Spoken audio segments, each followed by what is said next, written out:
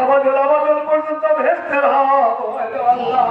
আমাদের দাদা দাদি নানা নানি কাকা কাকি ভাই বেদের আত্মীয় বন্ধু বান্ধব আল্লাহ আজকেও মনে পড়ে যায় যেন আপনি সন্তান খালু কেমন সন্তান খালু শাহজাদা ভাই এই আল্লাহ রে আমাদের চৌধুরী খালু চৌধুরী চৌধুরী সহ আল্লাহ আমাদের এই বাবা বাবু সাইডে আরো কত জাকের ভাই জাকের বন্ধু আছে আল্লাহ।